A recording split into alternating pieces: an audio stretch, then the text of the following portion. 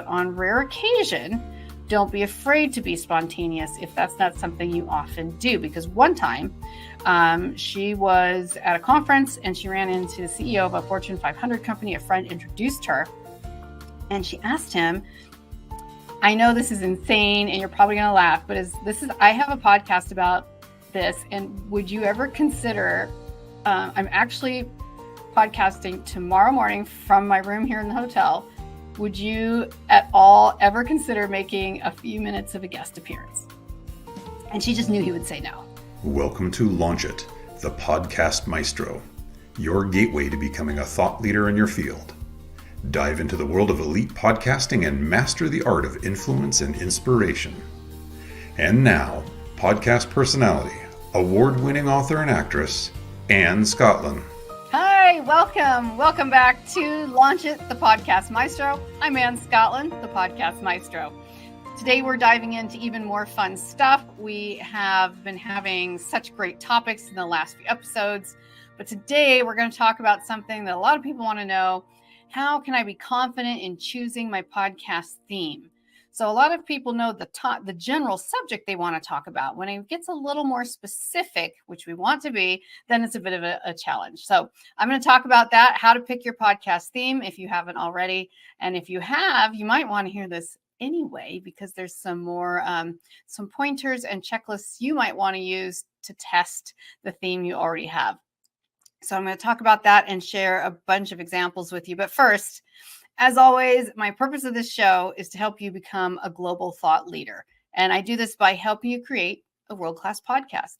So most experts in their field never get around to launching their own podcast, even though that people tell them every time they go somewhere, people are like, you should launch a podcast. You should do a podcast. They're like, yeah, I really am. I'm going to, you know what? I'm going to do it. But eventually when the rubber meets the road, they just like, oh my gosh, it's too hard. I don't have enough time. It's complicated. I don't have all the tech set up. It's time consuming. Or they worry about the cost, the production, or it's literally just nerves and fear of public speaking, because there's some incredible introverts out there with a great message to share that the world would love to hear, who just need a little support to get it together and find a space that makes them comfortable. So that is what I do. And in recent weeks, I've shared my experience in a bunch of different areas, including the art of storytelling, whether or not to choose a video or audio podcast production style. That was a fun one. How to find your perfect podcast voice. Last week, we talked about mics 101, podcast mics 101, how to choose the best mic for your podcast. And I suggested mics I've used and recommend. Or don't, and why. So if you happen to miss that episode, you might want to pop back in there and check it out. And I invited you to send in your questions. So today I've pulled 3 lucky winners who sent me their questions, and I'm going to answer them, actually 2, because I got so excited answering those, I ran out of time to get the third, so I'll have to do that next time. 2 questions on how to create compelling content, how to choose your theme. How do you choose your podcast theme? So first of all, I want to just thank you again for joining me today. And please like, subscribe. Please shoot this link over to someone else who would enjoy it. If they just need a smile today, want to hang out with us for a few minutes, or if they are thinking about a podcast, or if they're doing one, or if you think they would be excellent at a podcast and you want to get their attention, this is a great way to do it, right? So the 2 questions today have to do with choosing your podcast subject. And then a second question is deciding on, it's a little bit separate, but not entirely, deciding on guests versus no guests. Those are 2 separate questions y'all sent in. And so we're going to go through those both. So first, choosing your podcast theme. So many people run into questions with this. They just stay so general. That's usually the challenge, is people stay too general because you can't niche out. I can't tell you how many invitations I get to guest on podcasts, on other podcasts that are about good, inspiring stories. Now, I'm the first person in the world to say I'm a huge, huge, huge fan of good, inspiring stories. But just having good, inspiring stories is not enough in most cases, unless you're already a celebrity or already a focused figure to get people to tune in and keep listening and get those high view numbers. So the question is, how do you do that? How do you choose a theme that is more specific? And it's just like in any business, you basically have to niche out. You have to find your environment. So let's pull an example out of thin air. What would a niche be on good, inspiring stories? How about good, inspiring stories for young mothers who have had to deal with the trauma of a miscarriage? Boom, there's your topic. Now you have an audience who needs to hear your message, who needs to hear the stories you or your guests are sharing. You've found a niche of people, and you're like, well, but there's so many people in the world. And first of all, you realize that is a very big audience, if you don't already know that. I'm a woman and I know that. I don't fit into that category, but I have lots of friends who do. So I know that this is a real need and a real audience. And if you are a thought leader in the world of therapy or maternity or a medical doctor, many other things, that even emotional wellness that could address that issue, now you have a niche. Also, this is going to help you attract sponsors, because if you just have, I have a show that makes people feel good, sponsor me. Again, unless you really already have the gravitas of a name or a brand that is highly recognizable, it's just almost impossible to get people to sponsor you. So, but I'm going to go back to who asked the question, because I really appreciate his question. This is Walter from New York, and he said, "Hey, Podcast Maestro, I'm feeling a bit lost in the podcast wilderness here.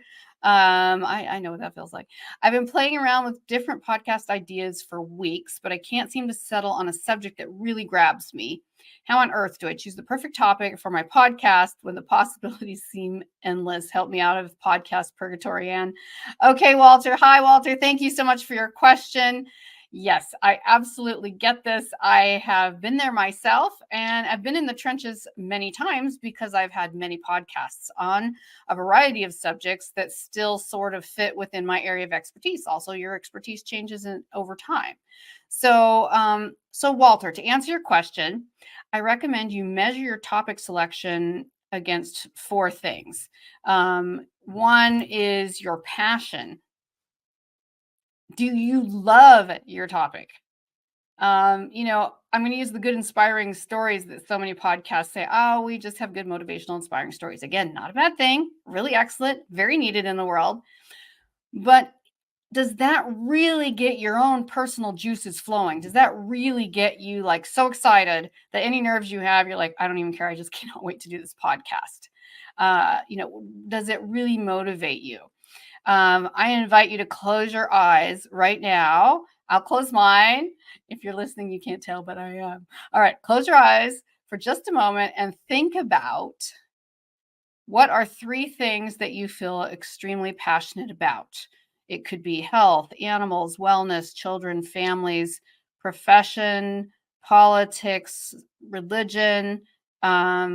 Those are all very general. And then narrow it down, a specific topic that you could teach, something that just like makes you want to jump up and down and say, I don't care what I have to do. This is the topic that I want to motivate people with. And this is the topic that people need. So if you find that, even 3 of those, even 1, for example, right now, you can open your eyes. I hope you didn't close them if you're driving.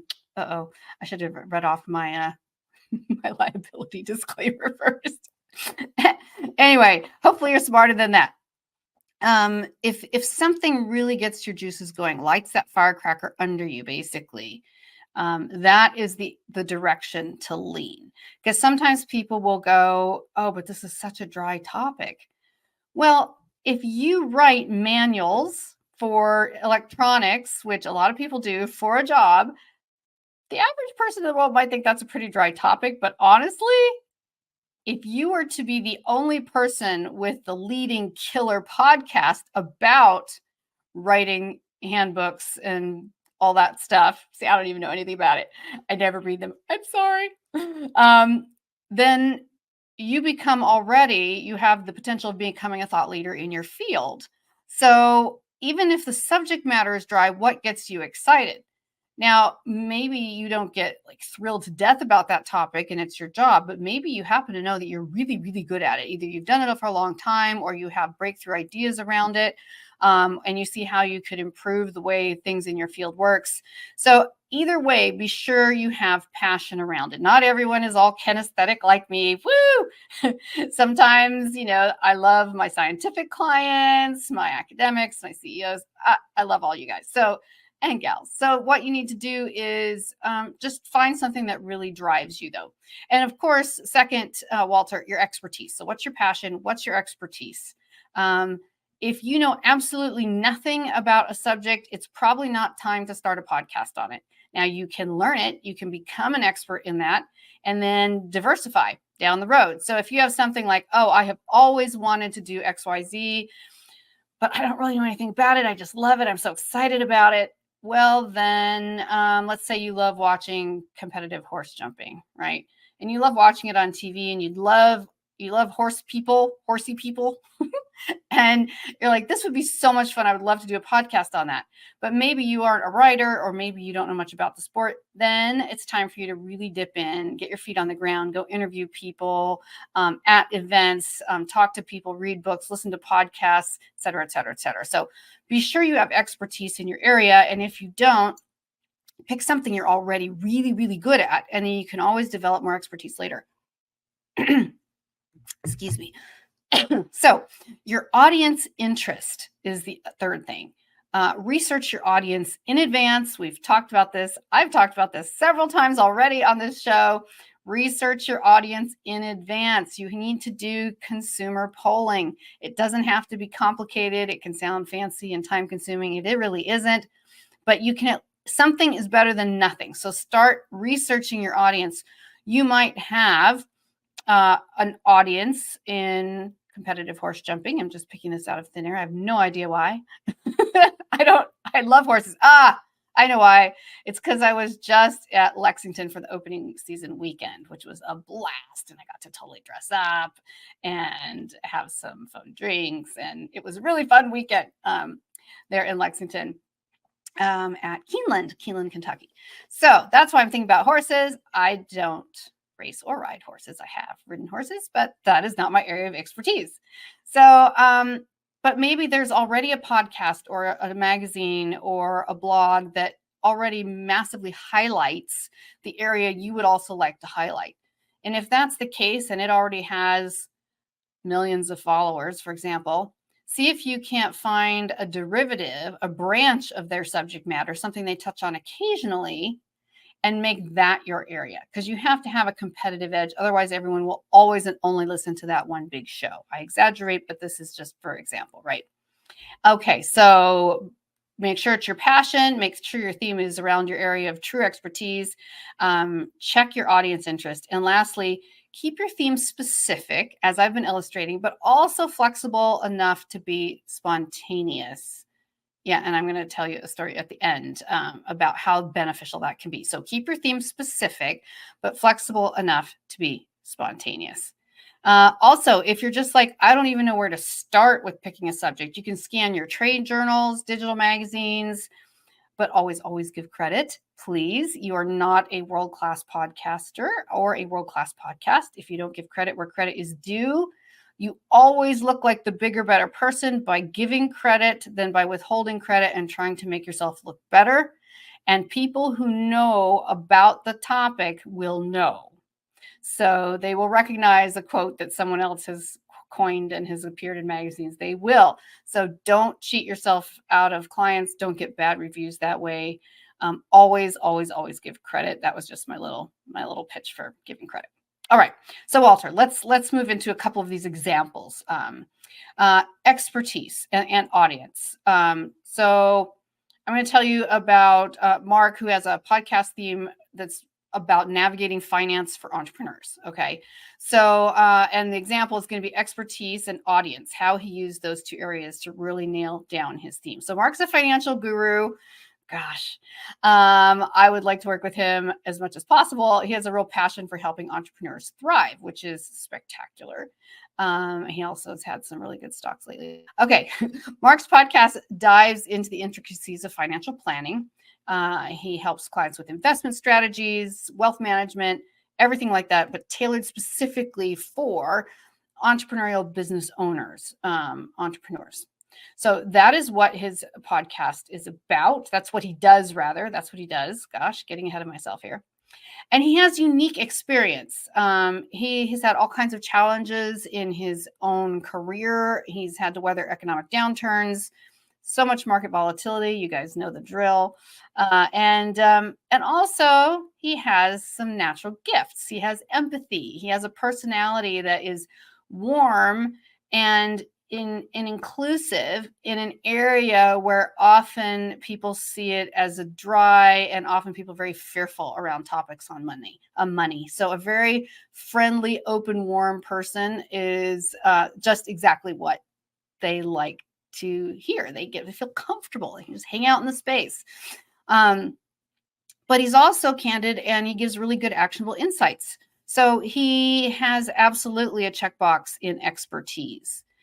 And then when he came down to actually selecting the theme for his podcast, he decided to go to the audience, though, because there were so many themes. And this is where a lot of you who are already CEOs, leaders in your field, academics, your theme is huge. You want to start, I'm a medieval history junkie, right? So if I'm like, I'm going to do a podcast on medieval stuff, that's my silly voice. I could do it on 150, 200, 300, just get me started. 500 topics on medieval life, more. So how do I decide? Because there might be some that really call to me, but also what would people be interested in listening to? So Mark decided to tap into his audience's pressing concerns. So he reached out to his community. He got on social media, sent a few personal friends and advisors an email, and just said, hey, would you all, ladies and gentlemen, submit me any burning questions you have about finance? And also, if I had to pick one more specific area around finances, what would you want to know? And he got flooded with responses, which gave him an endless supply of topics for episodes. Now, I will say that changes over time, everybody, because of trends in the market, trends in politics, everything. So you don't always want to use the topic from 3 years ago that someone suggested then, or that you got a percentage of suggestions on. Continuously poll your audience and see where they are and what they're looking at right now. And you should already know this. If you have your pulse, my brain is going backwards today. If you have a pulse, you're good. That's true too. If you have your finger on the pulse of your professional environment, then you should know what is trending now and what isn't. So try to stay in the know. And as I said, poll your audience. And if I'm managing and producing your podcast, for example, when I'm working with my clients, my team and I help do a ton of that for you. You say, hey, I have a lot of passion in X. I have a lot of expertise in Y. And can you find out what the audience might want to hear? We work with your social media. We work with you. We do polls, and we find out, versus, comparing and contrasting different platforms as well. It's a whole nother episode for another day. We do that for you so that you can minimize your time investment. If you're someone who's an extraordinarily busy professional and you don't want to do this as a time-consuming hobby, but you want to do this as a way of becoming a thought leader in your field without that extra time, then we can help you with that too. Okay, so another one, Walter, that I want to move into is similarly passion, expertise, and experience. So David has a great podcast about health and wellness for busy professionals. And, I think he could even niche down a little more. That's just me. Love you, David. But that's what his podcast is about. So he's a health enthusiast. He became a podcast host, and he really wanted to demystify wellness for busy professionals. So how do you practically, in practical terms, keep your health and fitness high, especially if you have very low amount of time? So David's podcast covers a whole wide range of topics: nutrition, exercise, of course, stress management, mindfulness, the things you would expect. And a lot of this comes from his passion of his own personal journey, because his own holistic health wasn't always smooth sailing. He had been a workaholic in a dog-eat-dog executive field. He really struggled to prioritize self-care. So he really gets the challenges that his audience faces. He gets those firsthand, and he talks about them a lot on his show. So his authenticity is reliability that resonates with listeners who are looking for these practical tips for their wellness and helping integrate that in crazy schedules. So when he was looking for his theme, he kind of went back over his own journey and the pivotal moments that had really shaped his perspective. He went over a lot of stories. He uses a lot of stories. We've talked about that, how to create amazing stories for your podcast, about his own personal struggles and triumphs. And he really crafted it down to overcoming burnout and reclaiming balance. And I think that's what he should make the whole theme. It might even be time for a rebranding, overcoming burnout and reclaiming balance. Because now we know exactly, not just health and wellness for busy professionals, health and wellness for busy professionals who are burnt out and feel like their life is out of balance. This is a more specific group. There's millions and billions of busy professionals. How about even more specifically? So his very first episode, he was so fortunate, it struck a real chord with listeners, and he got so many responses and testimonials and questions for follow-up and asks for future topics that he was really, really off to a good start. So Walter, I hope that helps you. And then I had mentioned at the beginning, because this episode is going crazy fast, but I do want to mention this one more person, Sarah. She, because I talked about spontaneity. I said at the beginning of the episode, I said, be sure that you have a theme that is niche, but also create enough flexibility so you can be spontaneous. So I'll just tell her a short version of her story. So she's a great executive coach. And I would say her area of expertise is really dissecting leadership strategies, right? So her podcast is all about sharing insights and interviews with a wide variety of top-level executives, but more specifically, always for startup companies that have just gone public. So this is her niche, startup companies that have just gone public. And she gives her audience kind of that behind-the-curtain look to see what successful leadership looks like. And she's been a consultant for these kind of startups that have recently gone public for a long time. She pulls from her extensive lucky woman, extensive network of CEOs. And a lot of you may be like this. A lot of you already know that you have an audience in the wings, that you have an incredible amount of reach, of contacts, that it would be easy to get a lot of the people you already know to tap in and listen to a few of your episodes and get them hooked. So if you have that kind of extensive professional network, absolutely going to take advantage of that in getting your podcast up and running and really making it world class. But even the best of the best get stuck. Podcast hosts often trying to figure out if they can still be flexible and stay on theme. So, for example, Sarah is a very structured person. She plans ahead. She has her guests scheduled like 3 months out, at least sometimes more. And being spontaneous with her is always kind of like, no, because everything's all set up. I don't want to disappoint anyone. Everyone's assigned to a different day. Granted, that is professional and that is the way it should be. But on rare occasion, don't be afraid to be spontaneous if that's not something you often do. Because one time she was at a conference and she ran into the CEO of a Fortune 500 company. A friend introduced her and she asked him, I know this is insane and you're probably going to laugh, but I have a podcast about this. And would you ever consider, I'm actually podcasting tomorrow morning from my room here in the hotel. Would you at all ever consider making a few minutes of a guest appearance?